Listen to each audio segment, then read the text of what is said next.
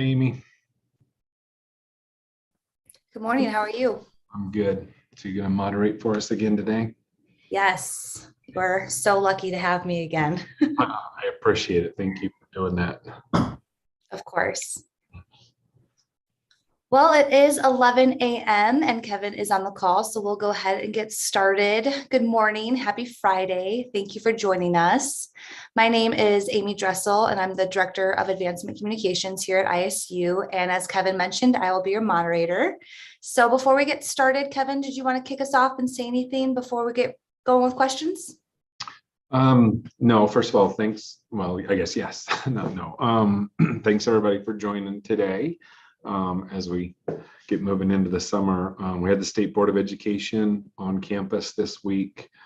We had a good meeting with them. They were very complimentary of the things we've been doing here at ISU. We got some good praise as to how we were working on accomplishing some of our goals and our performance metrics that the state board monitors. So it was a very good meeting for us. And a few of our faculty, staff, and our students spoke to the board, and they made us all quite proud with what they had to say. It was overall a really good meeting for us. So it went pretty well. And if anybody wants more details on what we talked about and what happened, I can cover that if they come up in questions, but that's what's kind of happening this week. So otherwise, Amy, I'll kick it over to you and whatever everybody wants to talk about and what's on your mind. Wonderful. So we've been doing this for a while, but as always, if you have any questions, feel free to use the chat feature. I just dropped in the directions in our chat. Send them to everybody if you want your name seen, or you can send them anonymously through me, and we'll make sure that we get them asked for you. Our first question, Kevin, is what is going on with the construction project near the admin building parking lot? Okay, that's a really good question. So this started out as a really routine maintenance under the steam tunnels. I think everybody knows our heat throughout campus is delivered by the steam tunnels from the main heat plant. And so over the summer, while the heat's off, they were going to go in and replace some of those tunnels. And it was a pretty big project. We had to lose some trees and because they had to dig up the whole underground. Those tunnels have probably been in place since like the 30s, I think. I can't remember when, but they're like that old. And the main thing we were worried about is it's also right next to the pipe that runs all the fiber. So we were worried about our IT systems getting damaged. But this project was supposed to last like 2 weeks. They got in there, dug it all up. And then when they dug it all up, it's the first time it's been uncovered since like the 30s or whenever it was it went in. After they dug it all up, they realized that all of those old steam tunnels and pipes had been wrapped in an asbestos barrier. And over the 100 almost years or whatever it is that they've been in there, that asbestos wrap had frayed. And so it was like anyway, turned into a big project because of the asbestos abatement that no one had any idea they had wrapped these pipes 80 years ago in this asbestos fiber. So now instead of like a 2-week dig up, fix the tunnel, it's going to probably last all summer, probably all the way through September. And it's going to be a much bigger project. We're going to have to close off even more of the lot that's closed now to make room for the equipment that has to do all this. So, unfortunate, but that's what happens when they were trying to do the repair on stuff that's old when asbestos was used like that. So that's what's happening, unfortunately. Speaking of construction projects, I see a lot of progress on the Alumni Center. When will the project be done? Yeah, doesn't it look great? As it's going up there, it's looking so nice. So it's scheduled to be done in the spring. So roughly, I think like 9 months from now, I don't know if it's like March or April, but before the school year is out. So not next summer, but sometime in the spring semester, it's supposed to be opened. We're all very excited for that. When am I going to know what my CEC increase is? Oh, yeah.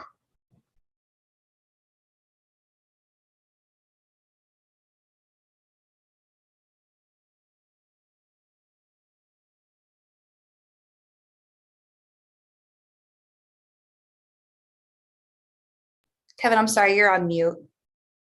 Well, no wonder. That's probably good because I really haven't said anything yet. Thank you, Amy. Yeah, 2.5 years into a pandemic, and we still have to remind people to the mute button. I saw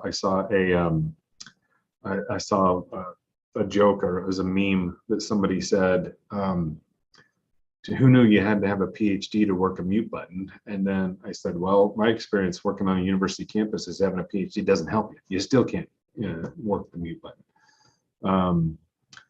I don't have the exact dates of the when those take effect, but let me see if I can get those. The difference between the professional staff, the faculty, and classified staff are, I know that those dates are different. So let me see if we can get those. Let me ask maybe my chief of staff, Jen, if we can grab those before the end of this call. And then I'll answer that question because I don't have that level of detail in front of me. Sure. I heard about the cost overage on the Holt Arena project and saw the item about a bond at the state board meeting. Can you tell us what that means? Yeah, so take a little bit of background. This may take a minute, but let me tell you where we are.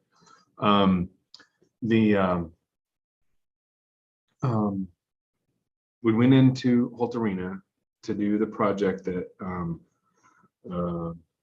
it was 100% funded by a donor. There was going to be no university funds spent to upgrade the seating and a bunch of the amenities in the arena, make it all ADA accessible, which the arena is not now. It predates the Americans with Disabilities Act when it was built. But to do a major upgrade, well, we had to do that upgrade to make it ADA compliant, which is the right thing to do. It's the positive thing to do for all the right reasons. And then, so we started the project, got into the project, and they started tearing down the seats and started removing the old seats. And the engineers and architects said, we have to do a seismic safety study because of the change of the way the weight is distributed with the new seats on the structure. And so they did the seismic study, and unfortunately it came back that the arena does not meet current seismic life safety standards. And so these are required life safety standards to do an upgrade. These are things that when they started this project, the engineers said they talked about doing one, but it wasn't needed. But as they got to the way everything was going to work, it was necessary, so they did it. And basically came back that we have to do a whole bunch of life safety seismic upgrade bracing on the structure of the arena itself. And so that was really expensive to get done, and it would have cost several million to do from our university's reserves. That's not the reason we have reserves, is for spending on a facility like that. We use that for our mission critical and make sure we have appropriate reserves if we have some emergency, et cetera. So what we did is we went to the State Board of Education and said, can we issue a bond to pay for those needed upgrades and repairs to the life safety? So how that's going to work is the university has several outstanding bonds. We have one that its last payment is next fiscal year. So it's like a mortgage. That's how bonds work. You pay them off like a loan. The last payment is next year. That payment is $3.5 million to pay that off. We've been paying $3-ish million a year on that bond. We pay that off next year. This fall, we'll issue another bond that then the following year is the first payment. We don't know exactly what to the dollar what the payment will be to cover the bonds on the arena, but we think it's probably going to be in the $600,000 or $700,000 range.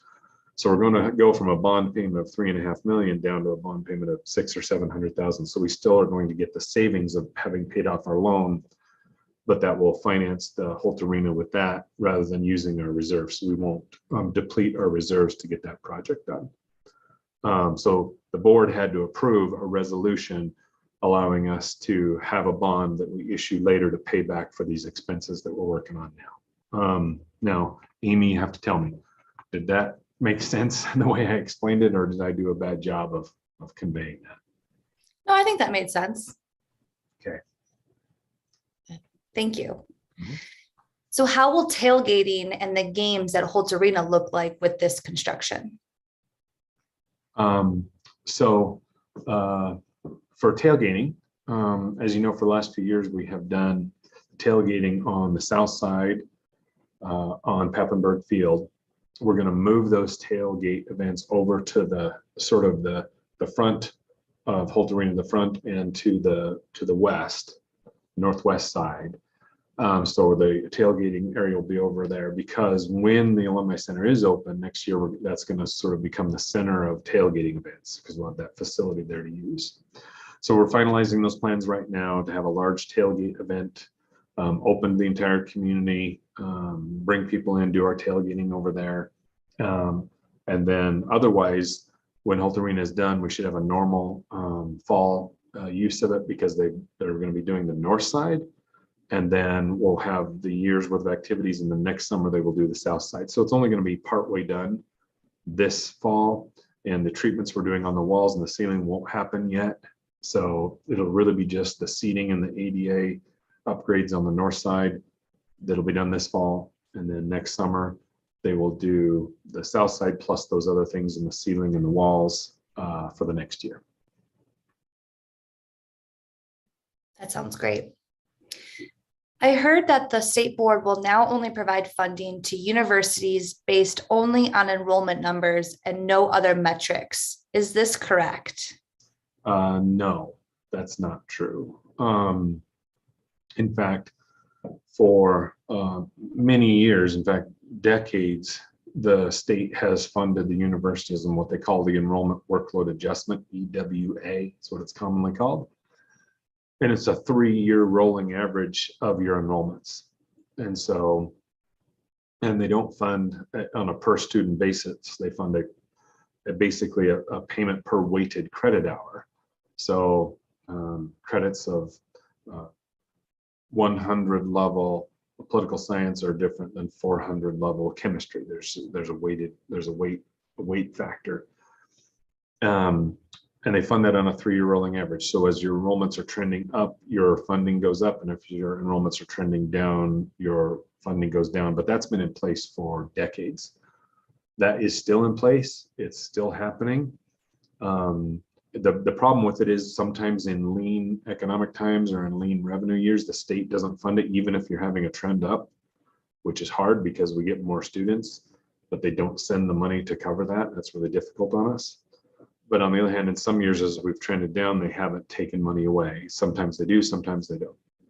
But anyway, that's still in place, but that's not the only funding mechanism. There's that funding mechanism. There is the state sends us money for the change in employee compensation, the CEC, every year. And then there's a third mechanism. The state sends money for what they call line items. And that's when you bring an idea to the legislature and say, this is what we'd like to do going forward. And they fund that specifically. Best example of that was this year, a request that we made jointly with the University of Idaho. So it's an ISU U of I joint line item to hire new faculty and researchers in nuclear engineering on our Idaho Falls campus, and that was funded. So going into this next year, we get resources to do that. So. Kevin, we are getting some follow-up questions about the CEC. So Stuart will paste the answers in the chat, but for those of us who are not on chat, our HR team will be sending notifications to our classified employees this week via DocuSign.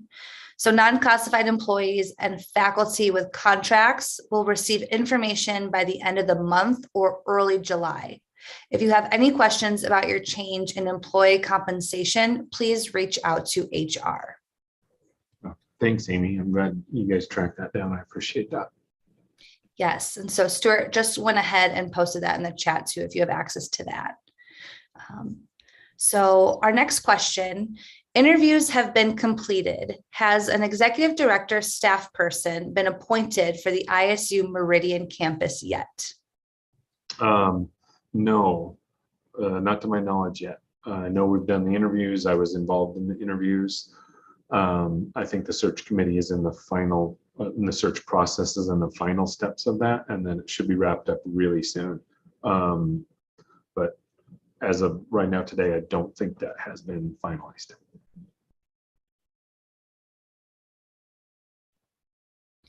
This is a fun one. Any fun vacation plans for the summer? I have a couple of things, but the main one is I'm going to take a trip back up to where I grew up. I like to get back up there, up to Priest Lake, spend time on the water and in the mountains and in the trees where I grew up. That's always a very special place for me. And I try to get back there at least once a year. I'm not always able to do that, but I try to, and that's what I'm going to do this summer. And that'll be a good vacation for me. Will you take the dog? Yeah. The sidewalk between Stacy Dragila and the nursing building is in awful shape and was supposed to be replaced years ago. People trip constantly. When will this be done? I don't have the detail on where that project is at. I know that each year we get a certain amount of money from the state for what they call alteration repair projects for things like sidewalk repair. There's usually an item in there for sidewalk upgrades, and we have lots of sidewalks around the campus. So that's what we do with that. My candid answer is I don't know where that sidewalk is on the list and when that will happen, but whoever asked it, thank you for asking. I'm going to pass that along to our facilities team to make sure that that one is on our list and where it should be. So sorry, I can't answer, but I will pass that along. Kevin, we are getting a couple of questions about commuter buses. I'm going to group them together here, and I hope it meets what is being asked by the individuals. Mm-hmm. Would you please consider the possibility of doing an early morning bus to arrive on campus by 8 a.m. and a later afternoon bus to leave campus around 5? Can we at least do survey of potential riders, including faculty, staff, and students, to see if there would be enough riders to justify the continuation of the program? So, sounds like this question is referring to the Idaho Falls bus route, because I think that's our main commuter route. So we recently communicated out to campus that the Idaho Falls bus route is actually going to be discontinued after this next semester. And I think everybody deserves to understand why. We sent out some communication. We talked about this at a leadership council, but our commuter buses are, this is literally not figuratively, literally in needs of hundreds of thousands of dollars to replace. In fact, to replace all of them, the price tag to us reaches like $1 million. And that type of investment in university resources of hundreds of thousands of dollars, the program hasn't had enough usage over the past several years to continue this program. It doesn't pencil out that we can do that. And I understand for some people that's how they get to work, that's how they get to class. And believe me, I understand that. I feel for that. And I know this isn't the ideal answer for everyone. But as we have seen, this is, this bus concept was originated in the 1970s. And it was at a time when we didn't have online classes, we didn't have other opportunities, and things have just changed over time, but we were still doing that, but the ridership had declined. And not only is it the hundreds of thousands we'd have to spend on the buses, but every year that program actually didn't have enough ridership to even pay for its annual costs of the driver and the bus maintenance and everything else. So that program was costing the university money every year, let alone the hundreds of thousands to invest in buses. So in all fairness, and while I know some people, this is important to them, we had to make the call, and the call is that we can't continue that program. It just doesn't make sense right now to continue with it. So I genuinely, wish that wasn't the answer, because I want to accommodate our students and our faculty and staff as much as we can. But at some point we have to say that doesn't work. And that's what we've decided. So we want to give everybody time, which is why we're going to continue it through this next semester, but then it's going to be discontinued. When is the university going to fix the pool? Interesting question, Amy. We've heard probably more about the pool than almost anything else. If you ever want to realize how popular something is on campus, see when it goes offline, you find out apparently the pool is very popular. So our facilities team has been working on solutions to fix the pool for quite a while. Here's another economic reality. Fixing the pool, because of how bad a shape it's in, is very expensive. I can tell you all right now that the current cost estimates to fix the pool the right way, for the long-term fix, to do it right, it's on our facilities list at a cost of $1.1 million. People think, oh, you put in a swimming pool, it doesn't cost that much, but a commercial, university level swimming pool and doing it right does cost that much. So having the resources to do a $1.1 million upgrade just to the pool is hard to come by on our campus. So we're working on that right now. We're submitting this month a request into the state for state funding to help with that. So we are actively working this. We have a project scoped. We have a plan to fix it. Now we have to identify the funding, and we hope that the state, I don't know if everybody knows this, but this year the legislature allocated a pool of money into higher education to fix what they call deferred maintenance, which is these maintenance issues that cost a lot of money and drag us down over time. And we've put that pool on that list as a deferred maintenance funding item. And if the state approves that request, then we will have the resources to do it without dipping into the university's resources. It'll come from the state. So that's what we're doing right now. And if that gets approved, then we do have the plan. If that doesn't get approved, then we're going to have to figure out where we would identify that funding. So hope everybody knows we're not ignoring the problem. These things are really big, they're really expensive, and they do take time, but we are working on it. On the Idaho Falls campus, can you talk about the agreement between ISU and UI? It seems as though the original agreement is well out of date and that very few people want to follow the original agreement, while some of UI staff are holding fast to it, which is causing all kinds of problems between the two universities, such as branding, who pays for what, and roles between the two universities. Are there plans to update the agreement? Good question. And yes, there are plans to update the agreement. But more important to me than update the agreement, it's update our philosophy on how we're operating up there and our goals. I don't know about some of the things that were specific in that question about who is following what and what problems that has caused on a specific level, but let me tell you my philosophy. I've talked with President Green, the president of the University of Idaho, about this. We are trying to work collaboratively up there for the benefit of all of us and all of our students. And that's a fundamental shift of not worrying about, well, who pays for this and who pays for this, and it's technical, but actually getting to this concept of we're trying to work together up there. Now, the best example of that right now is this collaborative line item funding we did with U of I last year, that we got some funding for on the joint nuclear program to actually create up there not an ISU program and a U of I program, but a joint program where we're working together.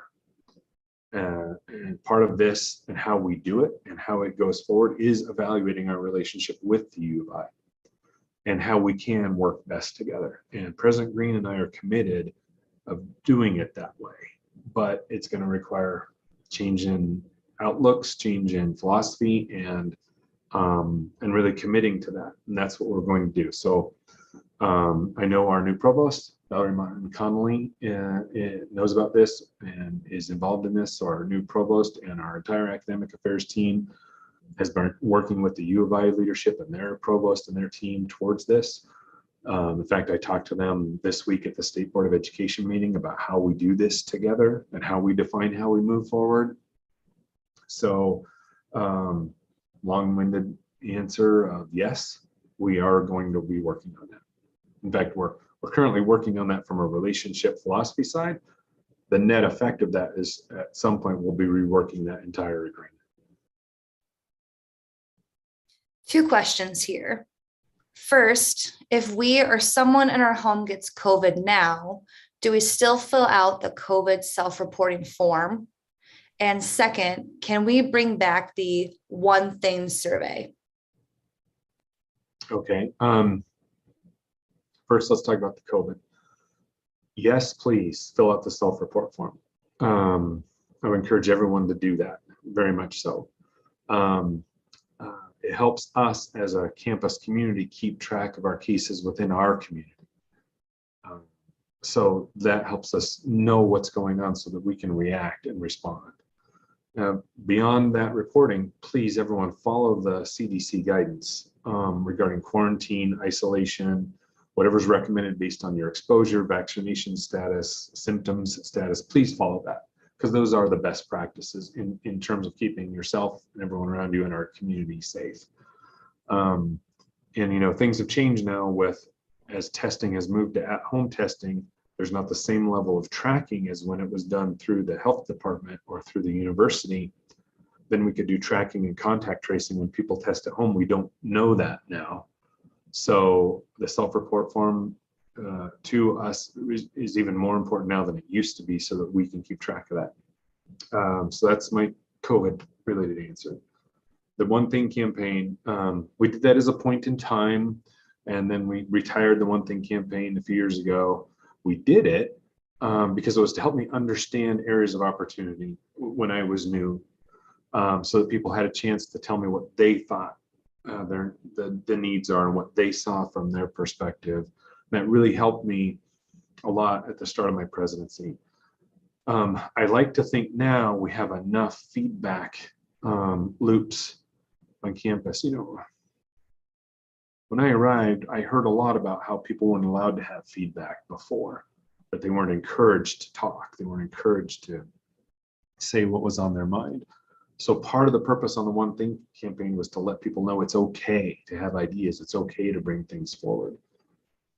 So I don't know that I'll bring back that specific program, because I think we put in place a lot of other mechanisms like these meetings, these coffees with Kevin, and other things where I do encourage people to have their feedback, because I always want to hear feedback. So I don't think I'll bring back that campaign, not because I don't want to hear that, because I think we are hearing that in other ways. I do want feedback. I encourage it.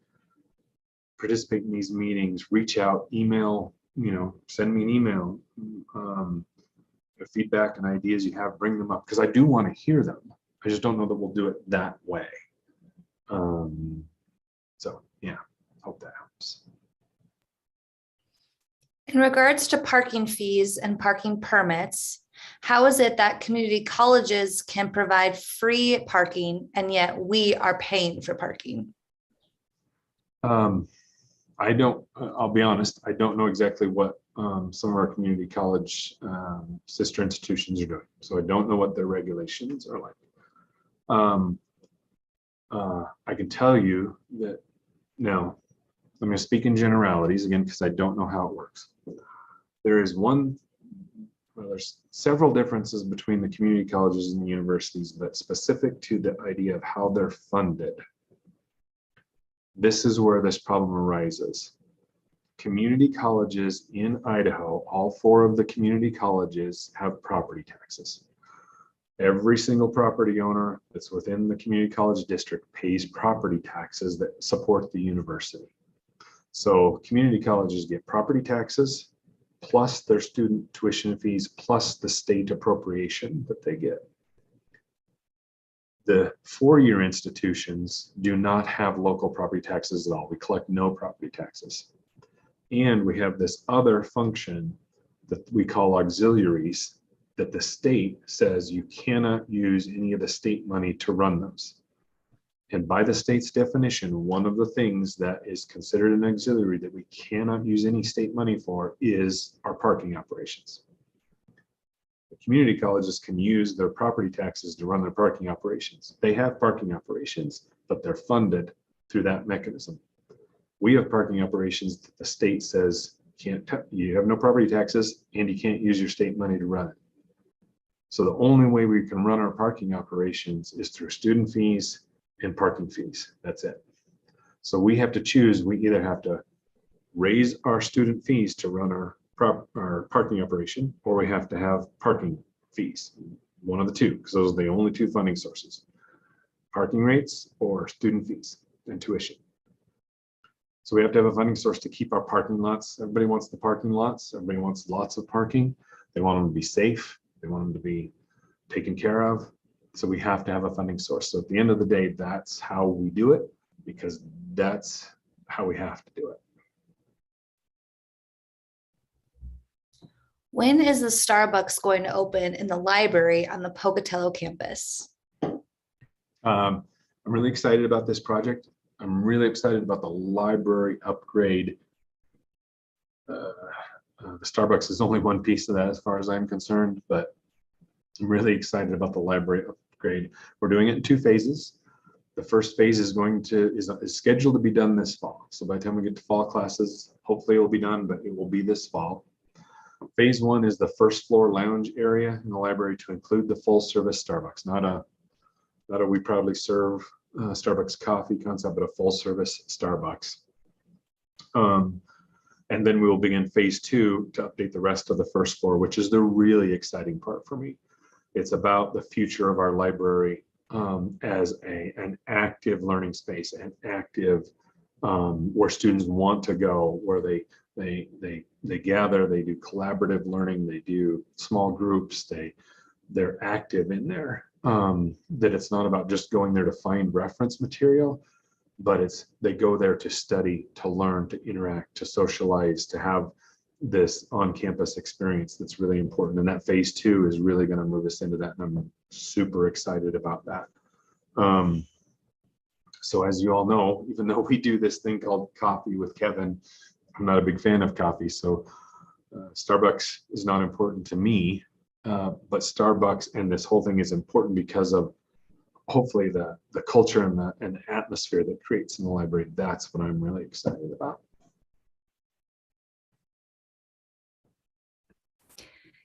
Oh, a question just came in the chat. I was going to say that's all the questions I've received. So I'm going to wait another minute to see if anything else comes in before your final remarks. Okay. But let me grab this question here real quickly.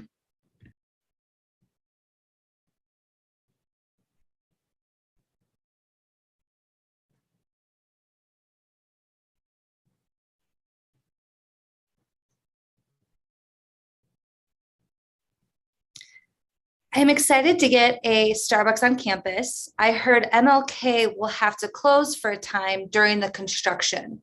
Do you know the time frame for that, for the road closure? I don't know the exact time frame.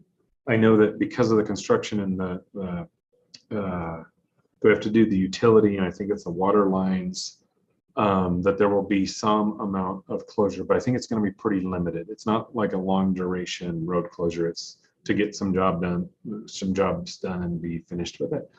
So the briefing I've had on that is I know it's going to happen. It's going to be limited, and I think we're going to make some communication on that in the next week or two, so everybody will know. So watch Idaho State Today. That's where we'll do the communication, and the information will get out in advance so everybody knows when that's going to happen.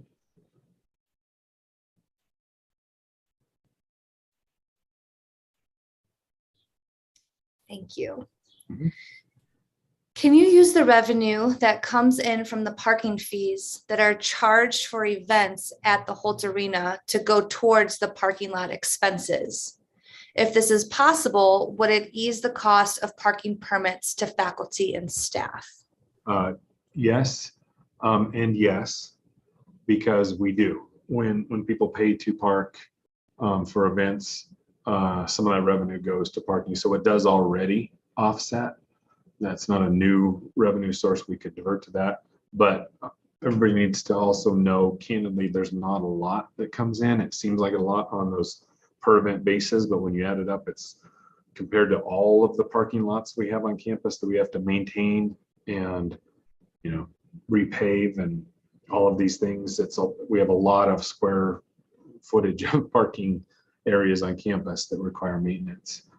So we do that already, but in the end, it's not a lot of revenue, but it already is offsetting some of the faculty and staff costs. With the price of gas now, can supervisors give permission to work from home, or do employees have to go through all of the hoops of the paperwork?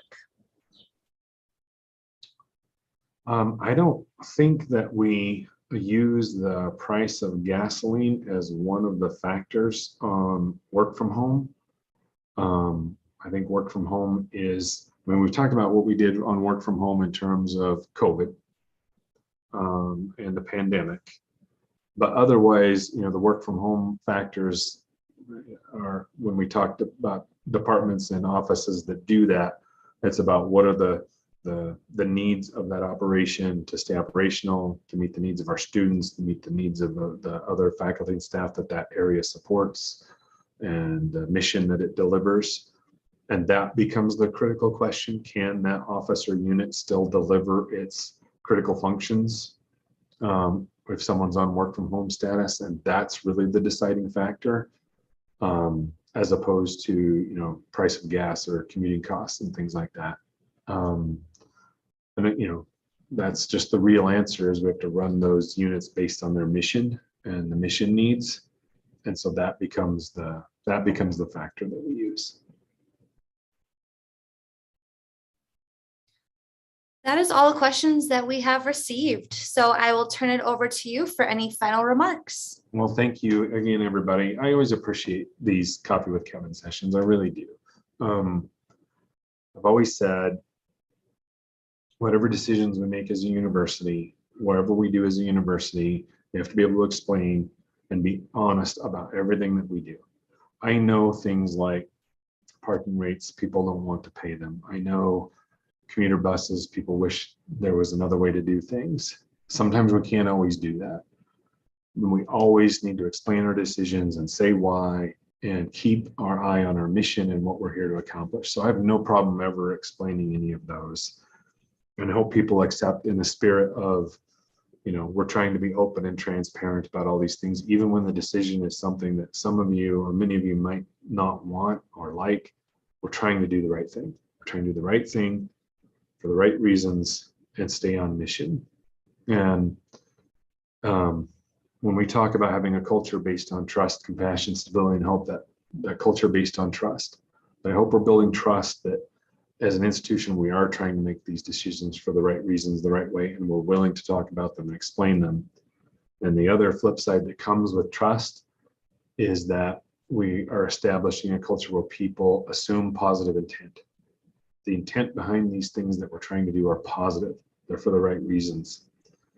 I really hope that sessions like this, where I'm willing to come and explain and answer your questions, are helping establish that.